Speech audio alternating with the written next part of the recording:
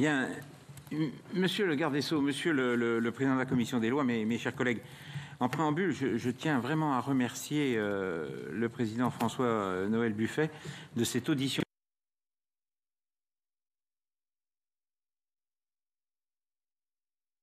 en matière constitutionnelle. Rappelons qu'il s'agit d'une première révision constitutionnelle dont la Commission d'aménagement du territoire et du développement durable a à connaître. Nos collègues députés ont adopté sans modification le 16 mars dernier le projet de loi constitutionnelle que le garde des Sceaux a patiemment défendu dans l'hémicycle et dans les médias. Force est de vous reconnaître, Monsieur le garde des Sceaux, une grande force persuasive, talent que vous avez certainement forgé pendant vos années de plaidoirie. Les révisions constitutionnelles sont des temps forts de l'activité parlementaire. Le législateur n'ayant que rarement l'occasion de revêtir les habits du constituant. Quand il le fait, surtout au Sénat, c'est avec rigueur, sérieux et sens critique. Les dispositions constitutionnelles irriguent non seulement tout notre droit et son interprétation par les juges, mais disent également quelque chose des valeurs communes partagées par l'ensemble des citoyens, celles qui fondent notre contrat social. Il importe donc que chacun perçoive ce que tout changement constitutionnel implique et comment l'ordre juridique en serait modifié. La Constitution est un tout cohérent. Chaque disposition s'apprécie à l'aune des autres principes constitutionnels. Le projet de révision qui nous occupe aujourd'hui porte sur l'insertion à l'article 1er de notre Constitution d'une nouvelle phrase qui dispose que la France garantit la préservation de l'environnement et de la diversité biologique et lutte contre le dérèglement climatique. Monsieur le garde des Sceaux, nous avons à décortiquer avec vous cette phrase, cette unique phrase, mais chaque mot de celle-ci compte, d'autant plus qu'elle a vocation à figurer au sommet de notre hiérarchie des normes, à la place symbolique de l'article 1er, celui où les plus imminents principes de notre pays sont affirmés. Cet article agit comme un miroir qui renvoie l'image de la République à l'ensemble des citoyens. Pour paraphraser Montesquieu, sa modification ne doit être faite que d'une main tremblante, à l'issue d'un raisonnement qui, lui, ne tremble pas. Telle une analyse littérale, il nous faut peser au trébuchet les implications de chaque mot de cette phrase et en particulier la force de chacun des deux verbes qu'elle contient, car il recèle des risques contentieux et ouvre l'accès au prétoire constitutionnel à de nouveaux types de requérants. Il importe que la représentation nationale puisse débattre de l'articulation de nouvel étage des droits environnementaux avec les autres principes constitutionnels consacrés par notre texte fondamental. Monsieur le garde des Sceaux, nous vous laissons, avec mon collègue président de la Commission des lois, la parole pour présenter au public exigeant que sont les sénateurs la réforme constitutionnelle que vous portez au nom du président de la République. Monsieur le président de la Commission des lois, monsieur le président de la Commission de l'aménagement du territoire et du développement durable, monsieur le rapporteur pour avis, mesdames les sénatrices, messieurs les sénateurs, à l'heure où nous assistons à la 6e extinction de masse des espèces vivantes, due pour la première fois à l'action humaine, le gouvernement entend être à la hauteur des enjeux auxquels nos générations et les générations futures sont confrontées. C'est la raison pour laquelle le gouvernement souhaite inscrire à l'article 1er de notre loi fondamentale que la France garantit la préservation de l'environnement et de la diversité biologique et lutte contre le dérèglement climatique. C'est une réforme ambitieuse qui consiste à rehausser la place de l'environnement dans notre Constitution et de la placer au cœur de toutes nos politiques publiques. Compte tenu de l'urgence climatique, de l'urgence environnementale, le gouvernement entend en effet fixer au pouvoir public des obligations plus importantes que celles qui existent actuellement. Comme vous le savez, la protection de l'environnement est un principe inscrit dans la Charte de l'environnement, résultant de la loi constitutionnelle du 1er mars 2005. Cette charte mentionnée dans le préambule de notre Constitution fait pleinement partie du bloc de constitutionnalité. Le Conseil constitutionnel a progressivement, par sa jurisprudence, fait produire à la charte le maximum de ses effets juridiques. Ce dernier a ainsi jugé dans sa décision du 31 janvier 2020 la protection de l'environnement ne constituait plus un simple objectif d'intérêt général, mais un objectif de valeur constitutionnelle, qui est de nature à justifier les limitations apportées par la loi à d'autres exigences constitutionnelles, et notamment à la liberté d'entreprendre.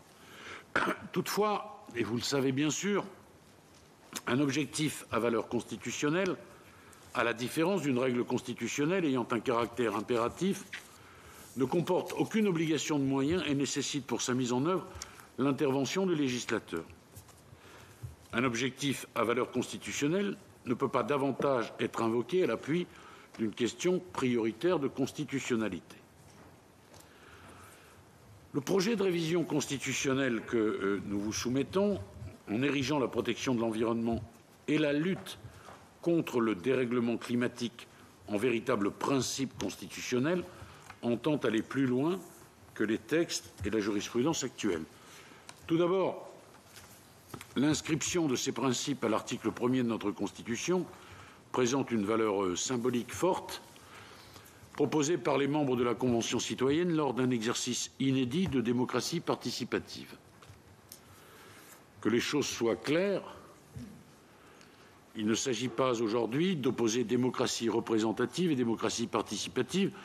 Je l'ai déjà dit dans le cadre d'autres débats, et je pense que renforcer la démocratie participative, ce n'est pas affaiblir la démocratie. Je crois au contraire que plus nos concitoyens seront associés au débat public, plus la légitimité de ceux qu'ils éliront sera renforcée. Surtout qu'il est des enjeux qui doivent pouvoir nous réunir et le climat en fait partie. En effet, la préservation de l'environnement et de la diversité biologique, la lutte contre le dérèglement climatique doivent désormais être au cœur de nos politiques publiques. Je souligne à cet égard que la Charte de l'environnement est muette sur ce dernier point.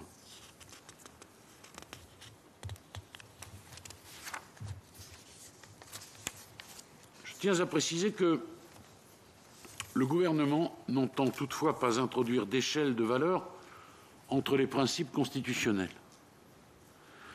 Demain comme hier, tous les principes constitutionnels seront de valeur égale. C'est d'ailleurs pour ce motif que le Président de la République a décidé de ne pas donner une suite favorable à la proposition de modification du préambule de la Constitution qui avait été présentée par la Convention citoyenne pour le climat. L'objectif est en réalité de donner plus de poids à la protection de l'environnement dans sa conciliation avec les autres principes à valeur constitutionnelle que nous connaissons. Je tiens également à préciser qu'il ne s'agit pas davantage de créer un principe constitutionnel de non-régression des lois en matière d'environnement. Un tel principe existe dans la loi, mais il n'a pas sa place dans la Constitution.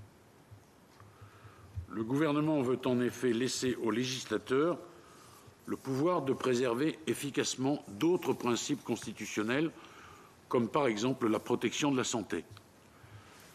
Dans un contexte de crise sanitaire tel que celui que nous connaissons aujourd'hui, cela peut être particulièrement important. Toutefois, le gouvernement entend fixer un véritable principe d'action des pouvoirs publics, nationaux comme locaux, en faveur de l'environnement et de la lutte contre le dérèglement climatique. C'est dans cette optique et en conscience que l'article unique du projet qui vous est soumis prévoit d'inscrire à l'article 1er de la Constitution que les pouvoirs publics doivent garantir la préservation de l'environnement et la diversité biologique, ainsi que lutter contre le dérèglement climatique. Les conséquences de l'emploi de ces verbes ne sont pas neutres. Et telle est bien la volonté du gouvernement. parfaitement conscient des impacts que cela pourra avoir sur l'engagement de la responsabilité des pouvoirs publics en matière environnementale. Il s'agit de mettre à leur charge, comme l'a souligné le Conseil d'État, une quasi-obligation de résultat. J'insiste sur ce point car je sais qu'il a été en débat lors de vos précédentes auditions et je rappelle que ce sont les mots employés par le Conseil d'État. Aujourd'hui déjà, la préservation de l'environnement doit conditionner l'action des pouvoirs publics et la responsabilité de l'État peut être engagée à ce titre. Je m'en tiens à deux exemples récents. On peut citer l'arrêt du 10 juillet 2020 par lequel le Conseil d'État a ordonné au gouvernement de prendre des mesures pour réduire la pollution de l'air sous astreinte de 10 millions d'euros par semestre de retard. Je pense également au jugement rendu par le tribunal administratif de Paris le 3 février 2021 à propos de l'affaire dite « affaire du siècle ». Le tribunal a reconnu, vous le savez, l'existence d'un préjudice écologique lié au changement climatique. Il juge que la carence partielle de l'État français à respecter les objectifs qu'il s'est fixés en matière de réduction des émissions de gaz à effet de serre engage sa responsabilité. Ce projet de loi constitutionnelle consacre encore davantage cette responsabilité des pouvoirs publics en promouvant la protection de l'environnement au statut de garantie constitutionnelle. Comme vous le savez, le texte du projet de loi constitutionnelle a été débattu à l'Assemblée nationale pendant près de 20 heures. Il a été adopté en l'état la semaine dernière. Il vous appartient de débattre sur ce projet qui, comme vous le savez bien sûr, s'il est adopté par les deux chambres dans les mêmes termes, sera ensuite soumis aux Français par la voie du référendum, conformément à l'engagement de notre président de la République. C'est pourquoi, mesdames les sénatrices, messieurs les sénateurs, je suis heureux et honoré de débattre de tout cela aujourd'hui avec vous. Merci, Monsieur le Ministre. Peut-être tout de suite, Monsieur le rapporteur pour avis, Monsieur Chevrollier, je vous laisse la parole. Merci, Monsieur le Président. Monsieur le garde des Sceaux, en tant que représentant de la Commission de l'aménagement du territoire et du développement durable, on aborde l'examen de ce texte en vous disant qu'on est, au sein de cette commission, toujours mobilisé et on agit et on cherche à favoriser la préservation de l'environnement et agir pour la préservation aussi et la reconquête de la biodiversité. Et face à ce projet de loi constitutionnel, on a malgré tout un certain nombre d'interrogations, puisque, comme vous l'avez rappelé, nous disposons depuis 2005 d'une charte de l'environnement qui a déjà pleine valeur constitutionnelle. Donc la première question, mais vous y avez déjà en partie répondu, c'est l'intérêt de la révision constitutionnelle au regard des dispositions qui existent déjà et qui sont déjà constitutionnalisées. On comprend que cette réforme relève d'un symbole fort, de l'inscription d'un nouveau principe à l'article 1 de notre texte fondamental. Donc, qu'attendez-vous de cette constitutionnalisation et des effets juridiques supplémentaires? Et l'affirmation de ces deux principes d'action à deux endroits de notre Constitution aura-t-elle pour but de contraindre la carence des pouvoirs publics et du législateur? Et qui mesurera l'efficacité des actions menées en faveur de la diversité biologique et pour lutter contre le dérèglement climatique? N'est-ce pas avec cette réforme donner un pouvoir d'appréciation accru aux juges? Vous l'avez évoqué, les mots ont leur importance dans une phrase unique. Quelle est la prescriptivité juridique du verbe « garantir » ? N'est-ce pas ouvrir le champ à de nouveaux types de contentieux environnementaux qui limiteraient l'appréciation du législateur quand il a la charge difficile de concilier des objectifs parfois contradictoires? Et ne pensez-vous pas que la France seule peut garantir sur des sujets aussi vastes que les questions climatiques. Et enfin, sur l'avis du Conseil d'État que vous avez évoqué, qui fait état d'une quasi-obligation de résultats, est-ce que ce n'est pas susceptible d'entraver une liberté d'action pour nos entreprises sur le territoire national? Et cette disposition n'instaure-t-elle pas une hiérarchie implicite des principes à valeur constitutionnelle? Voilà un certain nombre de questions. Merci. Je me permettrai de compléter ou de venir en appui de ce qui vient d'être dit. L'introduction à l'article 1er du verbe « garantir », naturellement, doit être interprété, en tous les cas, un sens doit lui être donné. Dans le droit des contrats, en matière civile, que nous connaissons habituellement ou plus facilement, la distinction obligation de moyens, obligation de résultat, nous la connaissons. Le moyen, c'est tout mettre en œuvre pour obtenir le but que l'on s'est donné. L'obligation de résultat, c'est d'obtenir le résultat que l'on veut, mais vraiment l'obtenir. Et la garantie, c'est à coup sûr d'y aboutir. Or, vous avez déclaré en tous les cas que la rédaction telle qu'elle était proposée par le gouvernement instaurait une quasi-obligation de résultat. Donc, à un moment, il faut qu'on choisisse, en tous les cas, on a besoin d'être éclairé sur le sens qui est donné par le gouvernement sur ce verbe « garantir », car soit il est une obligation de moyens et il y a un sujet, soit c'est une obligation de résultat, il y a un sujet aussi. Il ne peut pas être entre les deux. Et on a besoin de savoir exactement le sens que vous donnez à la notion de quasi-obligation de résultat. Je pense que ça, c'est un point qui, pour nous interroge, sachant que si tel est le cas et que c'est une obligation absolue, les conséquences juridiques ensuite par rapport au législateur, c'est que le législateur peut parfaitement être sanctionné par le Conseil constitutionnel sur le fait de ne pas respecter cette notion de garantie.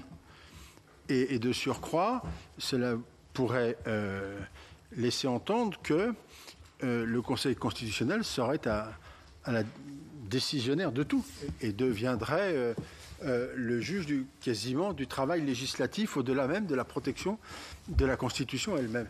Donc on a besoin d'y voir clair sur cet aspect des choses, si tant est que moi-même je le sois. Voilà ce que je voulais vous demander. Et peut-être, Monsieur le garde des Sceaux, de profiter pour donner encore la parole à quelques-uns de nos collègues. Je pense en particulier à Monsieur Philippe Bonnecarrère et ensuite à Madame Nadège Havet. Oui, merci Monsieur le Président. En remerciant Monsieur le garde des Sceaux de cette audition, merci Monsieur le Président de me donner la parole, ce qui me permet de m'inscrire dans la continuité des questions que vous avez posées autour, Monsieur le garde des Sceaux, de la quasi-obligation de résultat et du contenu d'une réforme que vous nous avez présentée comme ambitieuse. Ce qui me conduit à deux questions. Première question, quels sont les nouveaux champs de responsabilité qui seront ouverts par cet article 1 si la révision va jusqu'en son terme? Et si oui, pouvez-vous nous donner des exemples de ces nouveaux cas de responsabilité, puisque s'il y a réforme, c'est qu'il y a un intérêt, qu'on va aller au-delà de la jurisprudence du Conseil d'État à laquelle vous avez fait référence. Donc, quels seraient les exemples de nouveaux champs de responsabilité? Et en avez-vous évalué le coût pour les pouvoirs publics, c'est-à-dire pour l'État, et notamment pour les collectivités locales? Deuxième question qui en est le corollaire. Avez-vous fait un recensement des textes, des dispositions législatives qui, au visa de ce nouvel article 1, sont susceptibles d'être déclarés inconstitutionnels? Et pouvez-vous nous donner des exemples des dispositions qui tomberaient à la nouvelle lecture de l'article 1? Merci de vos réponses à ces deux questions, Monsieur le Ministre. Merci, chers collègues. En visio, je vais donner la parole à Madame Havet. Bonjour Monsieur le Ministre, mes chers collègues.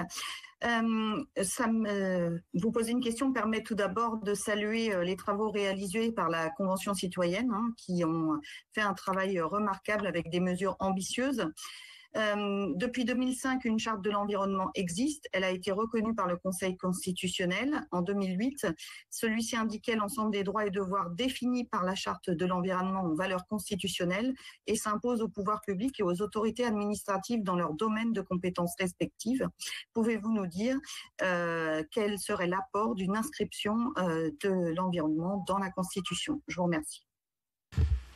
Merci Madame Brigitte Lherbier, et puis ensuite Monsieur Dantec, et après on donnera la parole au Monsieur le garde des Sceaux. Madame Lherbier. Monsieur le garde des Sceaux, compléter la Constitution pour y intégrer des principes de préservation de l'environnement et lutter contre le dérèglement climatique est une très bonne idée en soi, en phase avec notre temps et les enjeux à venir. On ne peut que s'y soumettre. Je me demande néanmoins si cette modification de la Constitution aura une portée normative. Et si c'est le cas, je crains d'éventuelles conséquences pour les entreprises françaises déjà soumises à une rude concurrence internationale, savoir si elles seront soumises à de nouvelles obligations non reprises par les pays concurrents économiques voisins. Et je suis inquiète pour ces entreprises parce que nous sommes dans une période difficile. Il faut prendre garde de ne pas encore les handicaper alors que la période que nous vivons est déjà extrêmement difficile pour elles. Alors qu'en sera-t-il, monsieur le garde des Sceaux? Et le cas échéant, y aura-t-il des possibilités d'aménager à plus ou moins long terme leurs obligations, le cas échéant? Merci. Je donne la parole à Ronan Dantec. Oui, merci Monsieur le Président, Monsieur le Ministre. Je dois avouer qu'au début, j'avais été plutôt, je ne sais pas si le terme séduit est le bon, mais en tout cas interrogé par le fait qu'un certain nombre de constitutionnalistes disaient tout ça ne sert à rien. Au vu des réactions que suscite la phrase aujourd'hui, au contraire, j'ai vraiment l'impression qu'il est plus qu'urgent d'écrire cette phrase dans la Constitution. Puisqu'on voit bien à travers les interventions, y compris encore cet après-midi, qu'il y a encore, et chacun évidemment tout à fait libre et légitime de ses opinions, une partie de la représentation politique et peut-être derrière de la société française qui ne veut pas mettre la société française en situation de reconquête sur les grands enjeux environnementaux, alors qu'on sait très bien que s'il n'y a pas cette reconquête, c'est l'avenir même des générations futures, voire de nos enfants actuels, qui est menacé. Donc je pense qu'effectivement, pour une fois que le gouvernement reprend une proposition de la Convention citoyenne, je crois que vous avez fait œuvre utile. Donc ma question est assez simple, Monsieur le Ministre. Est-ce qu'à partir du moment où le débat montre bien qu'il est bien nécessaire d'écrire ainsi les choses dans la Constitution, vu les inquiétudes qui s'expriment, est-ce que le gouvernement sera ferme sur ce libellé ou est-ce qu'une version édulcorée est encore une possibilité? Merci Monsieur Dantec. Monsieur le Ministre, on vous donne la parole et puis ensuite je redonnerai la parole d'abord à Monsieur Watteblé, ensuite Madame Préville, Monsieur Bas et Madame Bonnefoy. Monsieur le Ministre. Merci Monsieur le Président de la Commission des lois. D'abord une réponse commune, si vous le voulez bien, à l'attention de Monsieur le Sénateur Chevrollier et de Madame la Sénatrice Havet. C'est la même question qui est posée, que je peux résumer de la façon suivante, sans trahir, j'espère, votre pensée, auquel cas, bien sûr, vous le direz. Pourquoi ne pas se contenter du droit actuel? Là, au fond, la question que vous posez. Tout d'abord, l'inscription de la préservation de l'environnement à l'article 1er de la Constitution, je l'ai dit tout à l'heure, présente une valeur symbolique très très forte. Elle a été voulue par les membres de la Convention citoyenne. Je ne le rappelle pas. Je redis ici qu'il n'y a aucune raison d'opposer les uns aux autres. Il s'agit ensuite, très clairement, de renforcer le poids constitutionnel de la protection de l'environnement.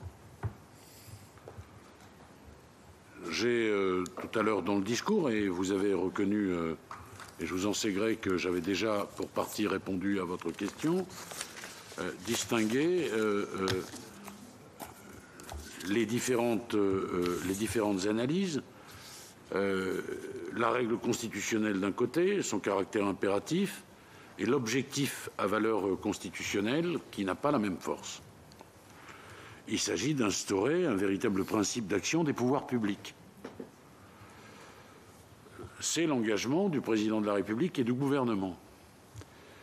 Ensuite, évidemment, se pose la question, je n'ose pas la dire sempiternelle, mais elle a été évoquée à de très très nombreuses reprises, ce qui m'a fait dire d'ailleurs que, en réalité, c'est 18 mots l'article 1er, si on considère que le L' est un mot, et nous y avons passé plus de 18 heures, 1 heure par mot. En réalité, ça n'est pas vrai, nous avons passé 18 heures sur 2 mots, garantir et lutter. Bon. Alors, je veux rappeler ici, parce qu'évidemment, j'ai déjà entendu ces remarques, bien sûr, mais qu'est-ce que c'est qu'une quasi-obligation de résultat? C'est d'abord les mots qui ont été choisis par le Conseil d'État lui-même.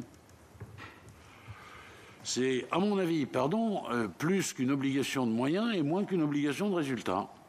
Mais ça s'approche de l'obligation de résultat, c'est-à-dire que tout doit être fait pour. Comment on peut encore décliner les choses? D'abord, je voudrais vous rappeler que, évidemment, le gouvernement a pris connaissance de l'avis du Conseil d'État.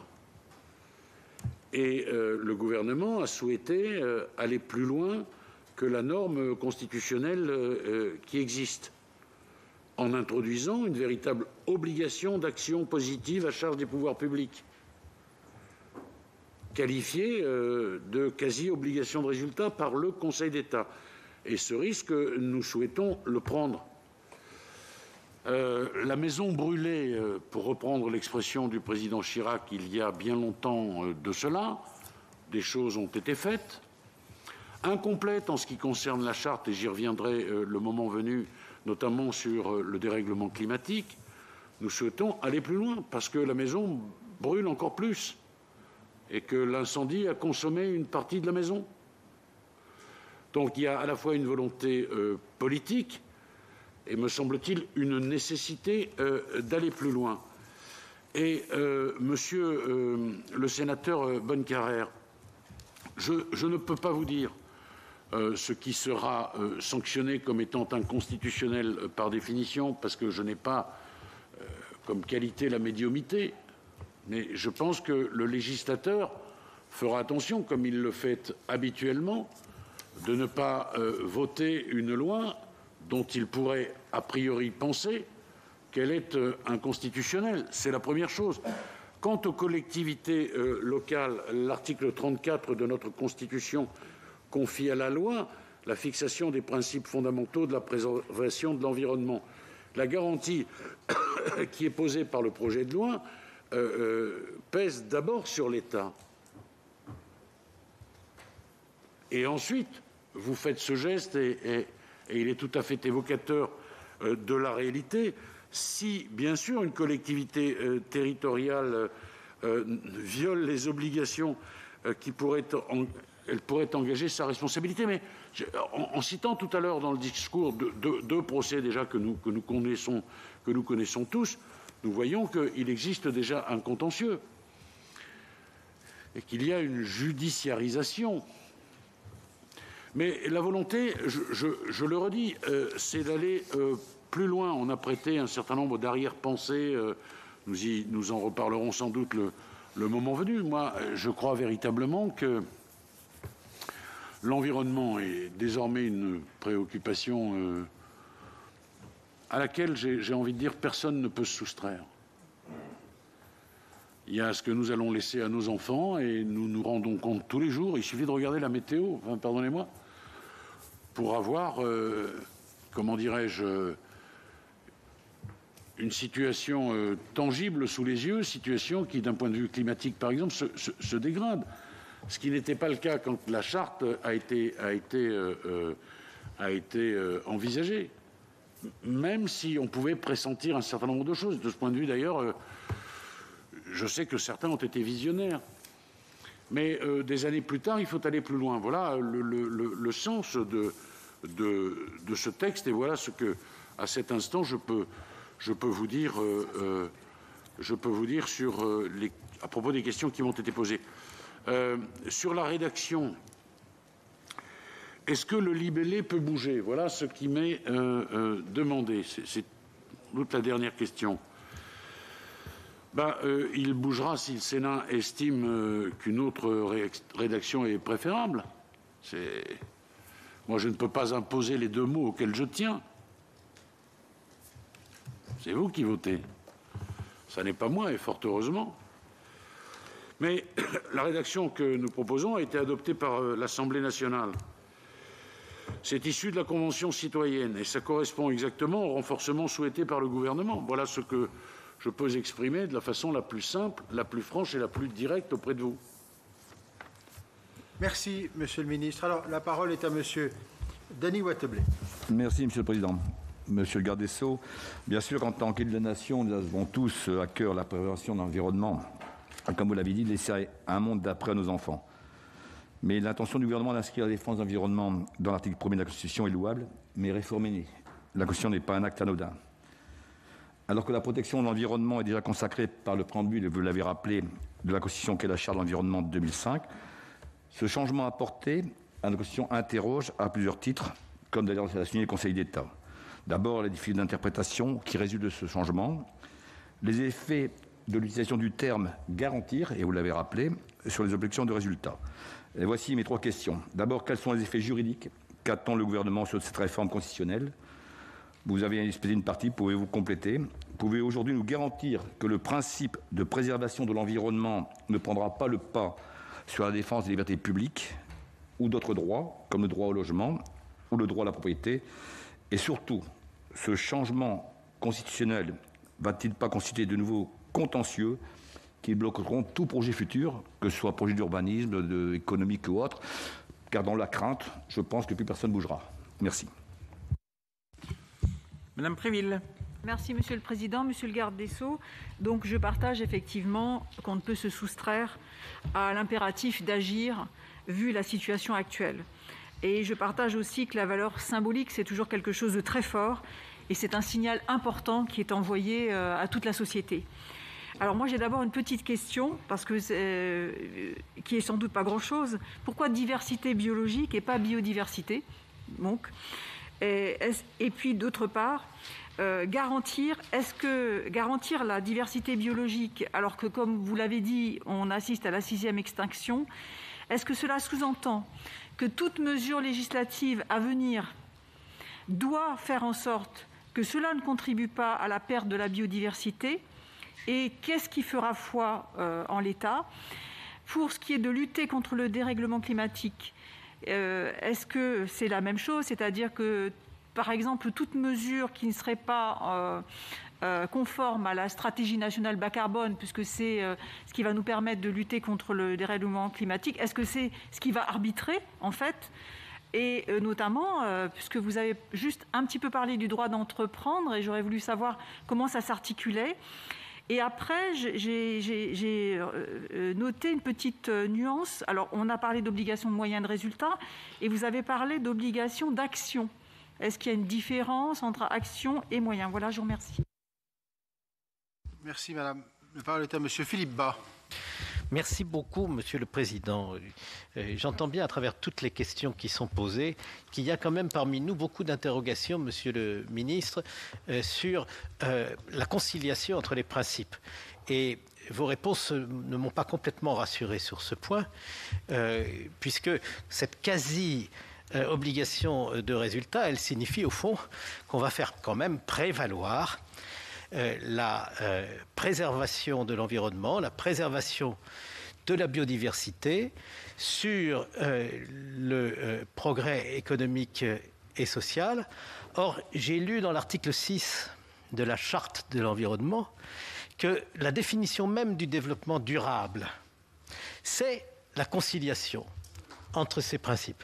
Donc, je me demande si on peut laisser coexister l'article 6 de la Charte de l'environnement avec votre proposition d'alinéa ajouté à l'article 1er de la Constitution. Parce que je suis bien d'accord, je crois que c'est même une règle de base du droit constitutionnel, qu'il faut concilier les principes. Encore faut-il que leur rédaction elle-même n'écarte pas cette conciliation. Mais en vérité, comme vous êtes amené déjà à répondre à ces questions, puisque d'autres collègues vous les ont posées, moi je voudrais vous poser une question qui n'a aucun caractère juridique, et je crois que vous avez amorcé la réponse à ça. Le Sénat a le choix entre 3 solutions. Il adopte, comme l'Assemblée nationale, sans amendement. Alors là, le président de la République a déjà annoncé la couleur, c'est le référendum. Mais le Sénat pourrait aussi rejeter, sans autre forme de procès, le texte. Alors, est-ce que je peux considérer qu'à ce moment-là, la révision constitutionnelle s'arrête là? Et il pourrait, troisièmement, c'est une voie tout à fait envisageable et qui correspond assez bien à l'esprit constructif des sénateurs, amender votre texte. Est-ce que c'est à prendre ou à laisser? Est-ce que si nous amendons votre texte, le texte du Sénat sera inscrit à l'Assemblée nationale pour poursuivre le processus de révision constitutionnelle? Sur ce point, nous n'avons pas encore entendu la parole publique ni du président de la République ni du gouvernement. Et évidemment, selon votre réponse, nous saurons à quoi nous en tenir sur l'utilité de notre travail. Merci, Monsieur Bas. Nicole Bonnefoy. En visio, Nicole Bonnefoy. Oui, bonjour chers collègues, bonjour Monsieur le Ministre. Le Sénat et plus particulièrement le groupe socialiste a déposé une proposition de loi constitutionnelle le 10 décembre dernier visant à introduire la notion de bien commun dans l'article 1er de la Constitution. Si lors du débat en séance sur cette proposition de loi constitutionnelle, la ministre de l'Environnement a rejeté notre proposition, force est de constater que le texte que vous nous présenterez au mois de mai s'est inspiré de nos travaux et c'est tant mieux. L'intention du gouvernement dans son exposé des motifs est bien de favoriser la protection de l'environnement, la diversité biologique et la lutte contre le dérèglement climatique. Il paraît donc que nous partageons les mêmes objectifs. Cependant, Monsieur le garde des Sceaux, nous n'y mettons visiblement pas les mêmes moyens. En effet, la proposition de modification de la Constitution que nous avons proposée donc en décembre dernier était plus ambitieuse puisqu'elle intégrait les biens communs mondiaux ou encore les biens communs informationnels. Nous considérons en effet que les enjeux de protection de nos biens communs environnementaux sont absolument capitaux pour notre début de siècle. Il est donc nécessaire d'aller plus loin. Et je note par ailleurs que votre gouvernement et la majorité LREM à l'Assemblée nationale a rejeté systématiquement les amendements tenant à renforcer le texte. Aussi, alors que vous l'avez dit tout à l'heure, il fallait aller plus loin, Monsieur le garde des Sceaux, est-ce que vous allez accepter les améliorations que le Sénat pourrait apporter sur ce texte au regard des travaux que nous avons déjà engagés sur le sujet? Et deuxième question, dans le contexte de crise sanitaire, alors que se pose la question du report des élections régionales et départementales en juin, comment peut-on envisager la tenue d'un référendum dans le cadre prévu par la Constitution? Merci pour votre réponse. Merci, Madame. Je vous donne la parole, Monsieur le Ministre. Monsieur le sénateur Wattebled. Il est branché là? Oui. Oui, monsieur le sénateur Wattebled. D'abord, je voudrais vous faire remarquer que le mot garantir figure déjà à plusieurs reprises dans le préambule de la Constitution, notamment sur la santé, en ce qui concerne la santé. Et ce principe est concilié avec les autres. Nous l'avons dit, j'ai eu l'honneur de le dire d'emblée dans les mots liminaires que j'ai prononcés. Il ne s'agit pas de hiérarchiser les normes. Non, mais ce qui permet de rassurer certains sceptiques, si j'ose dire, parce qu'il ne s'agit pas de ne plus entreprendre, il ne s'agit pas de ne plus faire un certain nombre de choses. Nous savons que l'activité humaine, par essence et par définition, peut polluer. D'ailleurs, monsieur le sénateur Bas, c'est quelque chose que vous savez bien, puisque déjà à l'époque de la charte, ces questions-là ont été posées. Et j'ai eu la curiosité d'aller voir ce que vous disiez à l'époque, et ce qui se trouve évidemment consigné dans les débats sénatoriaux. Et c'est exactement ce que je vais dire, si je puis faire cet emprunt. J'ai été élu sénateur en 2011, monsieur le ministre. Oui, c'est en 2014. C'est en 2014, vous évoquiez la charte.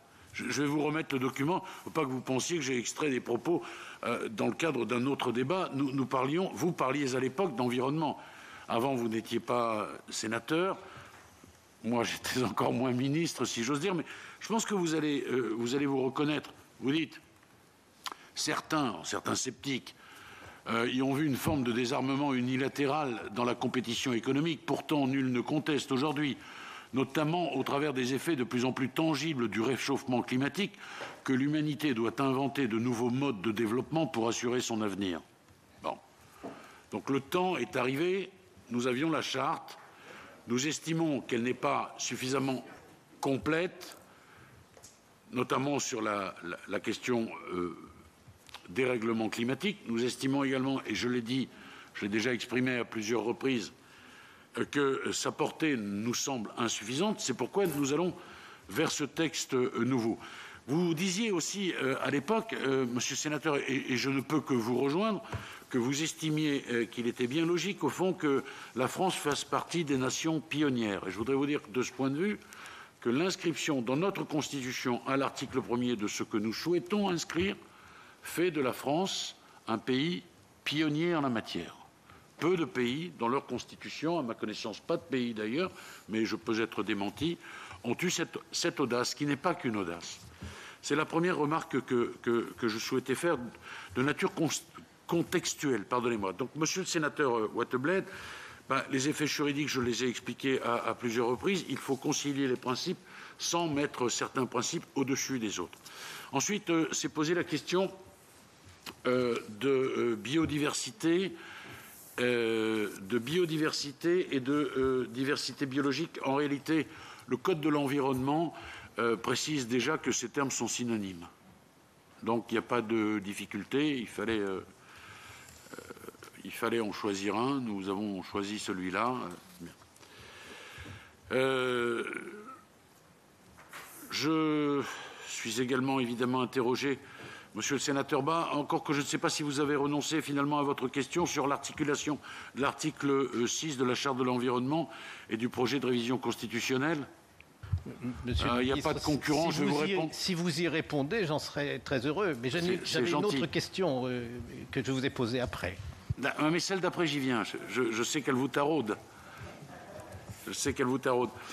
Bon, il n'y a ni concurrence ni contradiction entre le projet de révision constitutionnelle en réalité et la Charte de l'environnement, mais il y a une complémentarité.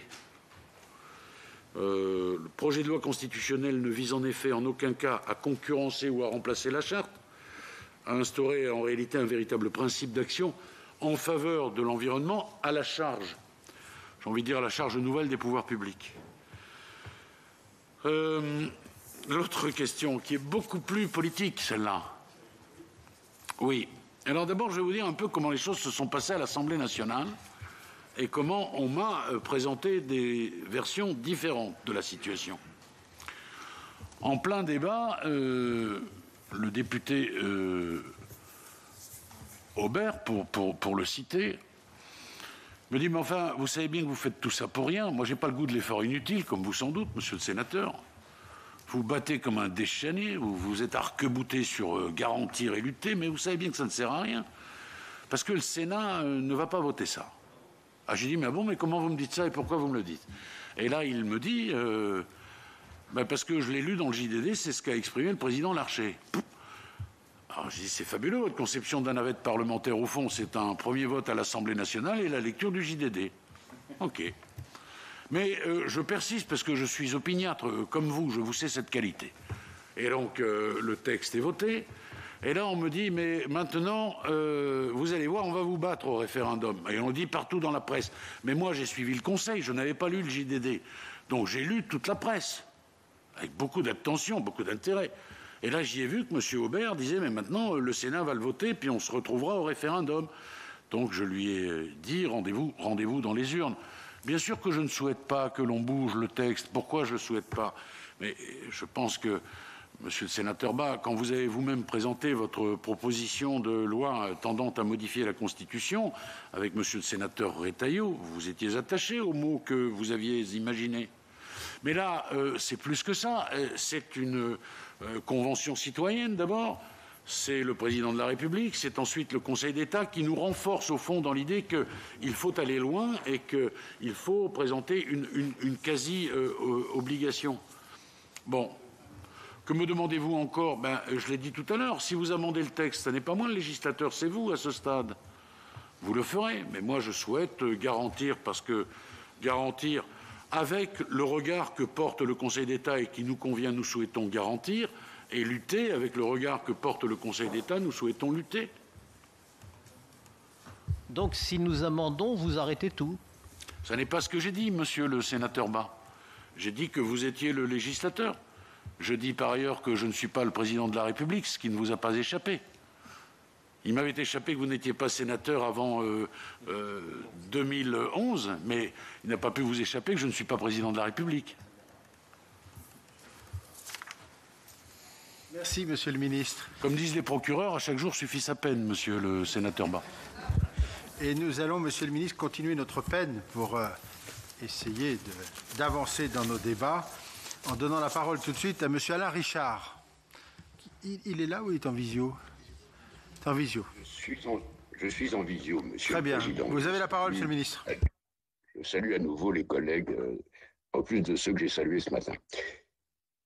Je m'accroche sur cette expression que vous avez répétée à plusieurs reprises, monsieur le ministre, qui est aller plus loin. Donc, un équilibre des normes constitutionnelles issues du texte actuel et notamment de la charte qui ne paraît pas satisfaisant au président et au gouvernement. Je voudrais faire un pas de côté pour me demander s'il faut invoquer l'avis du Conseil d'État dans ce débat. Bon, le Conseil d'État n'est qu'un conseil et il a un rôle forcément qui est très retenu en matière constitutionnelle. Mais lorsque le Conseil d'État emploie dans son avis l'expression quasi-obligation de résultat, je ne suis pas sûr qu'il en fasse une préconisation.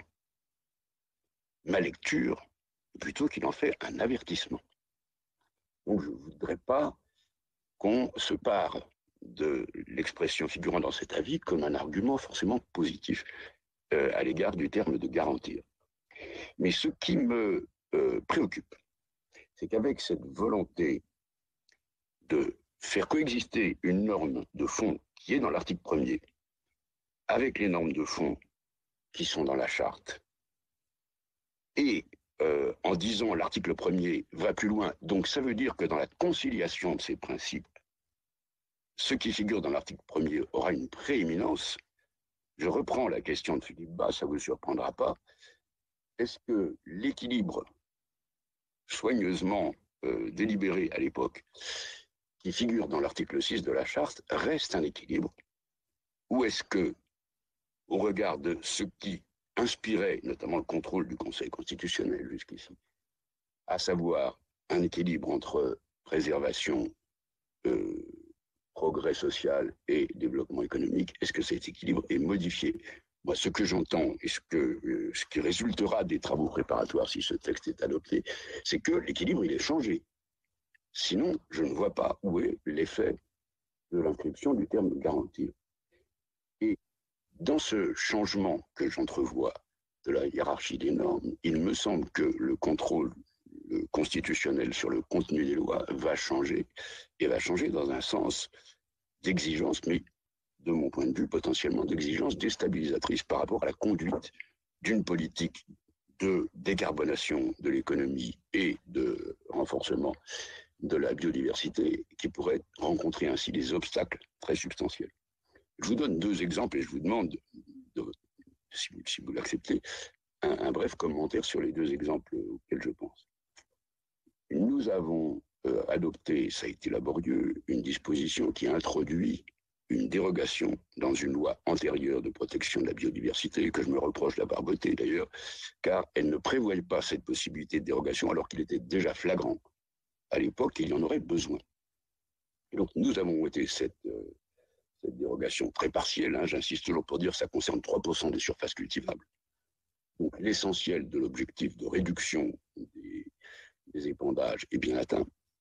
Mais évidemment, la norme, enfin le texte législatif supplémentaire qui dit, bah non, pour 3%, on donne une dérogation, d'ailleurs à titre temporaire, le Conseil constitutionnel a dit, c'est conforme à la Constitution, y compris à ce que dit la Charte. Si l'article garantie, portant aussi sur la biodiversité, est introduit, est-ce que vous pensez que la décision du Conseil constitutionnel serait la même? Il me semble que le plus loin sur lequel vous avez insisté, il aboutit à dire, ben non, là vous avez contrevenu à la protection de la biodiversité, donc c'est inconstitutionnel. Deuxième exemple, les articles 47, 48 et 49 adoptés par l'Assemblée dans la loi climat et résilience fixent un objectif qui devient un objectif impératif, qui est la loi, sur la réduction des surfaces artificialisables, qui se traduit par des normes en droit dur, qui descendent jusqu'aux plans locaux d'urbanisme des communes. Donc si on se place dans l'hypothèse d'une situation dans laquelle une commune est obligée, parce que son territoire urbain est déjà saturé, de faire une extension et qu'elle arrive à le faire par la procédure légale, mais qu'une QPC s'oppose à cette opération, je pense par exemple à une opération de logement tout simplement, et donc de l'application du droit au logement, la mise en œuvre effective du droit au logement, ou pour la réalisation d'un nouvel établissement hospitalier, donc la réalisation du droit à la santé, est-ce que l'inscription du terme garantie, avec cette prééminence par rapport aux autres principes constitutionnels, n'aboutit pas à dire cette loi qui ne fait que limiter la croissance de l'artificialisation des biens, devient inconstitutionnelle parce qu'il faut l'arrêter complètement. Donc j'aimerais avoir votre appréciation sur ces conséquences effectives d'un nouveau droit dans lequel il y a une prééminence. Merci, monsieur le ministre. Avant de donner je vais donner la parole à Didier Mandelli, mais je vous rappelle la question de Nicole Bonnefoy sur les biens communs et le référendum. Je crois que la réponse n'a pas été effective sur ce sujet. Je donne la parole à Didier Mandelli. Merci. Merci, messieurs les présidents. Monsieur le ministre, vous avez, en nous présentant ce projet de loi, en fait, traduit la commande du président de la République, qui lui-même traduisait les propositions de la Convention citoyenne pour le climat, propositions ou recommandations, je ne vais pas parler d'injonction. En ce sens, moi, je mets en lumière, et notre collègue Alain Richard vient d'expliquer un volet du futur projet de loi climat. Moi, je mets en lumière cette volonté farouche que vous avez de modifier la Constitution sur ce sujet précis, et le contenu du projet de loi climat, qui, à tout le moins, ne recueille pas d'avis de satisfaction au plus haut niveau, puisque à la fois le Haut Conseil pour le climat, la Convention citoyenne pour le climat elle-même, je ne parle même pas du Conseil d'État qui a émis un avis très réservé, et bien sûr l'ensemble des ONG, un grand nombre d'acteurs, considèrent que le projet de loi climat ne répond qu'à environ 40% des besoins nécessaires pour atteindre les objectifs de la COP 21 de Paris. Et donc je me dis, quel décalage entre cette volonté de modifier la Constitution et la traduction dans un texte qui va nous arriver très vite également, aujourd'hui à l'Assemblée, qui en réalité ne traduit pas aussi fortement cette volonté. Et quelles incidences, comme notre collègue Alain Richard vient d'exprimer, sur un certain nombre de points de ce projet de loi climat résilience au regard de la modification de la Constitution avec les effets qui viennent d'être évoqués. Donc voilà, moi je note, Monsieur le Ministre, ce décalage entre cette volonté que vous avez exprimée par le Président de la République de modifier la Constitution, mais sans pour autant, dans le projet de loi climat en parallèle, afficher cette même volonté. Merci, Monsieur Mandelli. Madame Gatel. Merci, messieurs les présidents. Monsieur le ministre, en préambule, je voudrais dire qu'ici, nul ne conteste l'exigence de préserver les ressources dont nous avons hérité et que nous devons transmettre. Donc, et vous l'avez dit, il n'y a pas d'un côté des bienveillants ou des malveillants par rapport à l'environnement, de la même manière que nul ne conteste l'intérêt de la participation citoyenne. La Convention citoyenne a consulté. Je pense que les citoyens qui en ont été membres ont été également informés du fait que dans la Constitution, à son plus haut niveau, il y avait adossé à la Constitution la charte de l'environnement au même titre que les droits de l'homme, par exemple. Et on sait que cette inscription n'est pas sans conséquence, puisqu'il y a eu 3 décisions qui ont été prises, que vous connaissez bien. Je parlerai de 2 décisions. La première, qui a été celle de l'interdiction de la fabrication, de la vente ou de l'importation de produits pharmaceutiques qui auraient été contraires aux prescriptions environnementales de l'Europe. Ce qui veut dire que la décision qui a été prise a affirmé la suprématie de l'intérêt de l'environnement par rapport à un droit qui est celui de la liberté d'entreprendre. Et on a vu plus récemment une décision qui a trouvé un équilibre entre la protection de l'environnement et l'urgence, puisque c'était celle de l'autorisation en quelque sorte de l'utilisation provisoire de produits phytosanitaires. Donc, il y a une charte de l'environnement qui est inscrite dans les principes constitutionnels, qui a permis de montrer son utilité, le fait qu'elle était respectée, et l'articulation entre plusieurs principes. Vous avez parlé tout à l'heure de symboles, monsieur le ministre. Donc, les symboles ont un poids, c'est le poids des mots. Donc, en proposant de l'écrire comme vous le proposez, est-ce que cela veut dire que vous estimez nécessaire que le respect de l'environnement devienne un principe constitutionnel supérieur hiérarchiquement à d'autres principes? Alors, vous avez dit, et je reprends vos mots, qu'il s'agissait d'aller un peu plus loin. Sans ironie et sans mauvais esprit, monsieur le ministre, je dirais parfois que la créature dépasse son créateur, et alors qu'on veut aller plus loin, il se peut qu'on gèle l'action des collectivités. Et j'aimerais aborder notre échange à partir du point de vue d'un élu local. Cela a été un peu évoqué tout à l'heure. Imaginons que dans une collectivité, il y a une élaboration de PLU qui amène les élus à décider de geler, entre guillemets, 20% de la surface de la commune. Et puis, puisque notre ère est à la judiciarisation, une association de citoyens très favorable à l'environnement se constitue et dit « Monsieur le maire, vous n'avez pas garanti, vous n'avez pas respecté la Constitution, puisqu'au lieu de 30%, vous auriez dû geler 50% des terres. » Et 2 autres exemples, si un jour l'État ou une région estime nécessaire pour favoriser le désenclavement d'une région de faire une ligne ferroviaire,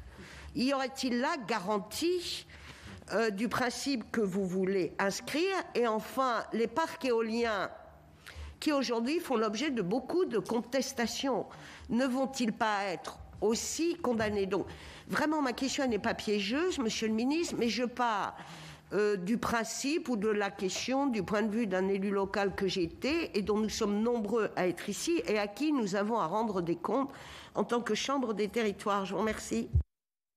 Merci, Madame Gatel. Monsieur le ministre, quand vous voulez. Permettez, Monsieur le Président de la Commission des lois, répondre à Monsieur le Sénateur Richard, parce que sa question, en réalité, est une question multiple. D'abord, en parlant de quasi-obligation, je partage l'avis de Monsieur le Sénateur. Je ne sais pas où il est, Monsieur le Sénateur Richard. On ne voit pas. Pas grave. Il a coupé son... Si vous pouviez... Voilà, très bien. Voilà, je le vois. Voilà, très bien. Bonsoir, Monsieur le Sénateur. Oui, en parlant de quasi-obligation de résultat, le Conseil d'État, dit Monsieur le Sénateur Richard, donne un avertissement. Je pense qu'il a raison. Je pense que c'est vrai. Et le gouvernement entend cet avertissement et assume le choix. Il entend renforcer la protection de l'environnement.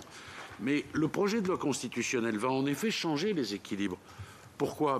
Parce que, je l'ai dit tout à l'heure, il y a une distinction qui peut être faite entre un objectif à valeur constitutionnelle et une règle constitutionnelle qui, elle, a un caractère impératif. Donc un certain nombre de principes à valeur constitutionnelle vont se retrouver, d'une part en équilibre, mais il faut le dire parce que c'est extrêmement important, sans que l'un soit privilégié par rapport à l'autre. Et ça me permet d'ailleurs de répondre à Madame la sénatrice Gatel. Il ne s'agit pas de concurrencer de concurrence entre les principes. Il s'agit d'équilibres différents et les pouvoirs publics, évidemment, vont pouvoir choisir en toute connaissance de cause. Ça n'est pas la fin de l'entreprise qui pollue. On pourra continuer à rouler en voiture. Enfin, je veux dire qu'il faut assumer des libertés qui sont des libertés à valeur constitutionnelle sans que l'on puisse dire que celles qui sont relatives à l'emprisonnement viennent écraser toutes les autres. Je vais donner un exemple simple. Je l'ai dit dans mon discours. Ça mérite d'être développé. Je l'ai développé à l'Assemblée nationale. Imaginons demain que, ce qu'à Dieu ne plaise, évidemment, nous ayons une pandémie, une autre pandémie, qui exige la mise en œuvre de fabrication chimique extraordinairement polluante. Est-ce que vous pensez franchement que la santé va passer derrière la protection environnementale? Sûrement pas. Il y a effectivement un rééquilibrage, mais c'est un rééquilibrage qui n'instaure dans notre texte strictement aucune hiérarchie des valeurs constitutionnelles. Et les pouvoirs publics auront naturellement,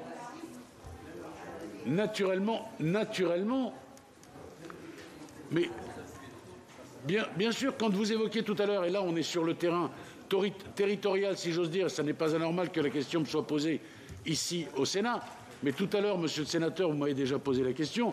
Je vous ai dit d'abord que c'est le législateur qui était tenu, mais les collectivités locales, en réalité, ça n'est pas tout à fait la même chose sur le terrain constitutionnel. J'ai expliqué cela tout à l'heure. En revanche, effectivement, que vous avez aussi la possibilité d'envisager je ne sais quelle construction dont on pourra dire qu'elle pollue. Il y a aussi l'intérêt public. Il y a d'autres valeurs constitutionnelles qui viennent évidemment percuter celle-là. Le tout, c'est de garantir au mieux. Voilà le sens du texte.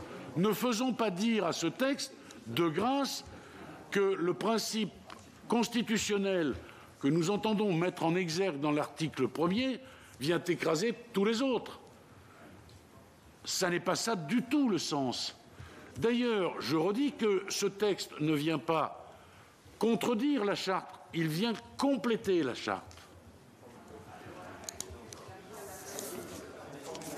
Monsieur le sénateur Mandélire, vous me critiquez à la fois en disant la loi climat est un décalage avec la volonté de modifier la Constitution. Moi, je vous retourne l'argument et je vous dis on ne peut pas critiquer la loi climat au motif qu'elle serait insuffisante et contester la volonté de rehausser l'obligation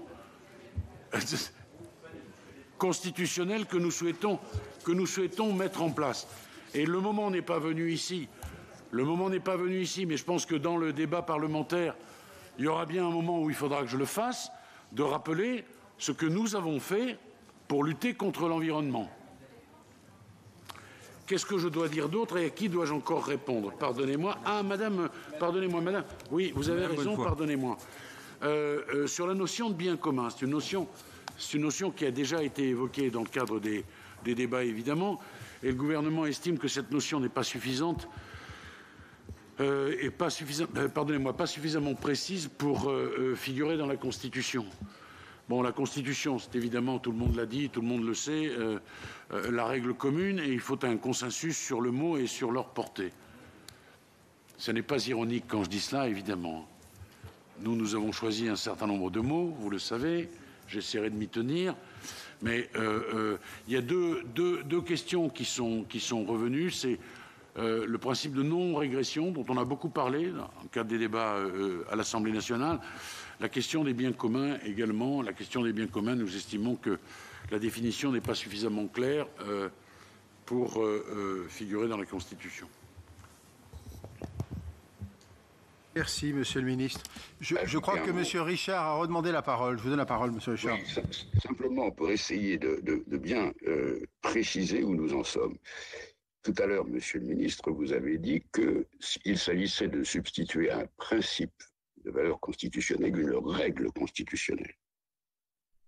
Je ne crois pas m'être trompé en vous écoutant. Et donc c'est là, et vous avez employé à plusieurs reprises, c'est tout à fait représentatif, le terme de plus loin. Donc il me semble bien qu'il en résulte, contrairement à ce que vous disiez à la fin de votre propos, une hiérarchie entre cette règle-là et les autres principes de valeur constitutionnelle.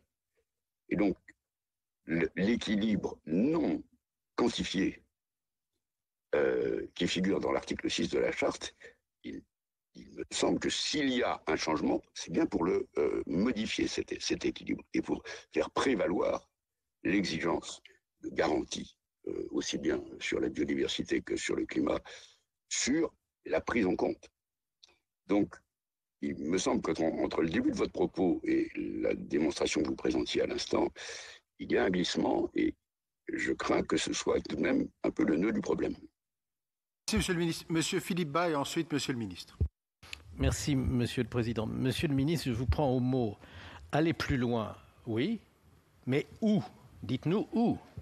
Deuxièmement, vous avez dit tout à l'heure, pour nous rassurer, et peut-être est-ce une perche que vous nous tendez, il faut garantir au mieux la préservation de l'environnement et de la diversité biologique en conciliant cette garantie avec d'autres principes. Si jamais un sénateur, moi par exemple, présentait un amendement en disant « garantir au mieux », puis-je en déduire que vous seriez d'accord avec cet amendement ?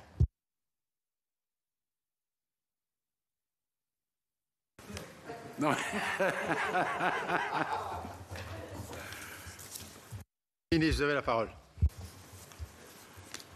Oui, l'article 46 de monsieur le sénateur, je vais répondre à monsieur le sénateur Richard, mais je vais vous répondre d'abord. Dans le préambule, quand l'article 46 garantit la protection de la santé, vous voulez également qu'on modifie les choses, parce que vous savez que j'ai eu des tas d'amendements, hein. Je pense que vous avez suivi les débats à l'Assemblée nationale.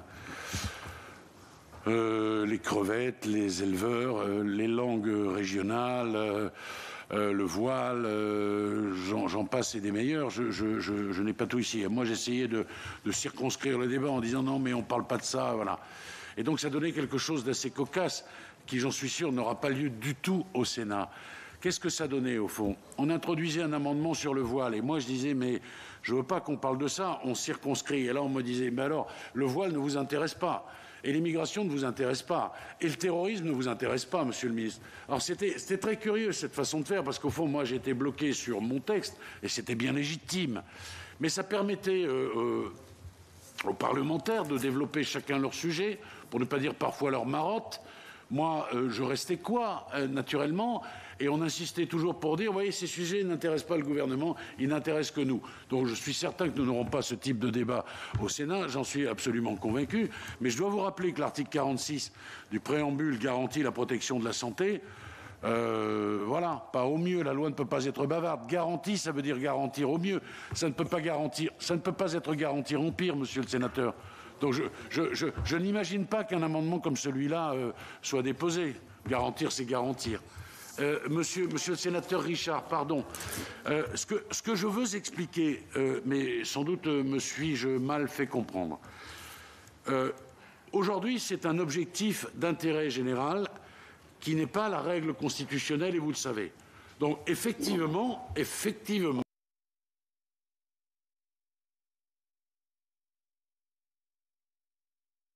ça résulte de décisions du Conseil. Si. La charte, c'est des règles constitutionnelles. Ça, le Conseil l'a jugé. Non, mais j'entends bien, mais vous savez par exemple que sur le fondement de la charte, on peut difficilement aller vers une QPC. Oui. Voilà. Donc nous, on veut aller plus loin. C'est ça notamment. Attendez, je veux être complet sur cette question. C'est ça pour nous aller plus loin. Mais en même temps que nous allons plus loin, nous ne souhaitons pas créer de hiérarchie entre les autres règles à valeur constitutionnelle. Voilà ce que nous disons, tout simplement. Il faudra des conciliations. J'ai pris tout à l'heure l'exemple en matière de santé publique. Demain, il faut qu'on construise au préjudice avec une pollution qui serait très très importante, je ne sais quel matériau nouveau. On pourrait d'ailleurs parler des masques. Est-ce qu'on s'interdit de le faire au motif que ça abîme l'environnement? Ça laisse beaucoup de liberté, puisqu'il n'y a pas de hiérarchie entre les valeurs. Mais il y a un certain nombre de valeurs qui maintenant sont nouvelles, effectivement, et notamment la protection de l'environnement, de la biodiversité et le dérèglement climatique.